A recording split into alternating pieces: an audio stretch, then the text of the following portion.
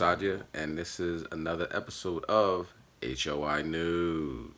The top story: the arrest of Ghislaine Maxwell, which is the partner in crime of the late Jeffrey Epstein, that was found dead in his prison cell. New correction officers started working there the week that he died. There's no video. He's supposed to be on suicide watch. The minute he's off suicide watch, he's found dead. Anyway, she is charged with conspiracy, enticing minors to engage in sex, perjury, and other related crimes. She is involved in the worldwide sex trafficking ring. Jeffrey Epstein had he used this woman to gain the trust of minors, and she would bring them to him. So a lot of people are looking at this story because these names like Clinton, the so-called royalty of England and European nations, are holding their collective breath because they're all sexual deviants and they all been to that island, and there's a log of their names on that island. So she might have some stories to tell. Stay tuned. Also, in this latest episode of Esau's a Perv, a Georgia man by the name of Peter Mallory was sentenced to 1,000 years in prison due to child porn charges. Well, he's out now, so I don't know, 1,000 years. This is some bullshit! Only 7 years out of his sentence. Now he's released on parole. Let you know when it talks about no profane person more than Esau, and it's not just him as doing the acts. You then have judges and district attorneys, prosecutors, parole boards. You know what I'm saying? That say, hey, all right, 1,000 years is too long for you. You need to go out and offend some more. Apparently, that's what they're saying. This guy, they said they found a whole bunch of just despicable stuff. I don't even want to bring it out, you know what I'm saying, on his computer. He was also putting cameras underneath the desk of his employees, looking under their skirts. But now he's walking the streets. Esau, man. Damn. In other news, U.S. is number 1 in coronavirus cases. 2.7 million people have tested positive in the United States for coronavirus. 52,000 new cases in the last 24 hours, broke a record there. Alaska, Arizona, California, Georgia, Idaho, Oklahoma, South Carolina, Tennessee, and Texas recorded their single-day records in coronavirus cases. Arizona decided to close bars, gyms, movie theaters. Kind of late, but, see how that works.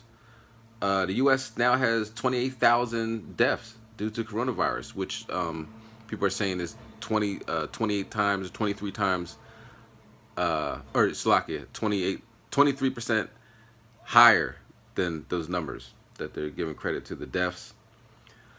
El Presidente said on Wednesday that coronavirus will just disappear.